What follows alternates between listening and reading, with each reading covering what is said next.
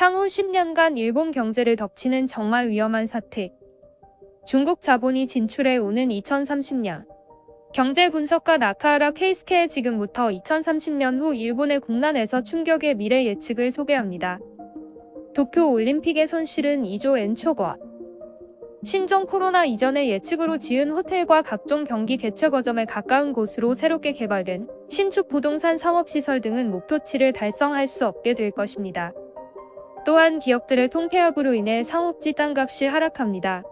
임대사업을 기대하고 온 일부 부유층이나 대출로 부동산 투자를 해온 중산층에도 영향을 미쳐 부동산 투자 대출의 부실화가 되어갑니다. 땅값 하락은 현실화되어가는 중입니다.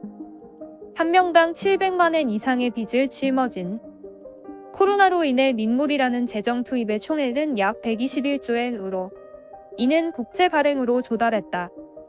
이미 일본은 세계 제1의 채무대국으로 국가 채무에 해당하는 국채 잔액은 1000조엔을 넘어가고 있습니다. 만약 이번 코로나가 또다시 차기 유행성으로 발생하는 사태에 빠질 경우 일본도 세계도 대책의 재원을 조달 수 없게 될 가능성이 높아집니다. 격차가 확대, 대도산 시대로 국채 잔액을 보충하기 위해 사회보장비 삭감과 보험료의 인상이 증가했고 모든 소득층에서 가처분 소득의 감소가 시작되고 있습니다. 국가의 시책으로는 버틸 수 없게 된 업종에서 중소기업부터 파산이나 인원 정리가 속출하고 반대로 우량기업은 더 극단적으로 성장하여 연극화가 깊어지는 것입니다. 도산의 실정을 나타내는 도산 건수 플러스 휴폐업 해산 건수의 합계 추이는 2015년에 비해 2020년 24%나 증가하고 있습니다. 코로나 쇼크로 타격을 받은 음식업, 소매업, 숙박업 등의 실질적인 파산이 많이 포함되어 있는 것으로 예상됩니다. 세계적으로 초격차 사회가 시작. 이미 코로나 이전에서 소득 수준을 말한 데 있어서 일본에서도 평균 소득이 아닌 소득 금액의 평균이 중요한 지표가 되고 있습니다. 그 이유는 오랫동안 이어졌던 아베노믹스의 결과 주가 상승에 의해 부유층이 급증하고 압도적 다수의 저중 소득자층의 소득 금액의 차이가 벌어졌기 때문입니다. 추정 평균 임금은 약 410만엔인데 비해 고소득층을 제외한 중앙값은 357만엔, 중산층은 소실되고 일본의 중앙값이 200만엔대 중반에 심각한 양극화가 진행되어질 가능성도 있는 것입니다.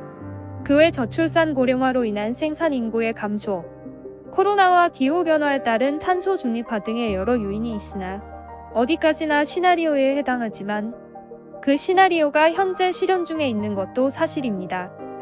그러나 몰지각한 내두익 네티즌들은 사태를 잘 파악하지 못하는 듯합니다.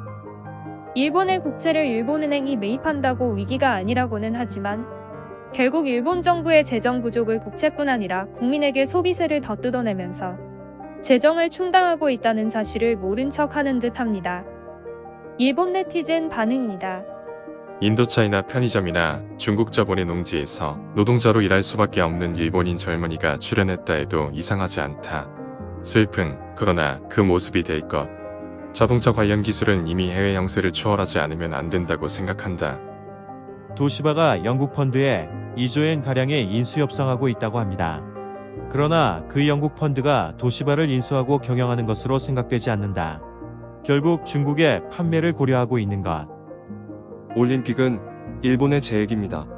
무리하게 결행하려는 것이라면 정말 대도산 시대가 오는 게 아니라 이미 도래하고 있습니다.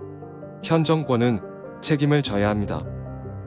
향후 일본에서 확실하게 일어나는 것은 지방자치단체의 파탄. 이미 현재 일본에서는 10채 중 1채가 빈집. 그것이 몇 년 후, 10년 후까지 4채 중 1채가 빈집. 지방은 빈집 투성이. 빈집이 되면 재산세가 들어오지 않는다. 그래서 지자체가 줄줄이 파산. 영상은 여기까지입니다. 시청해주셔서 감사합니다.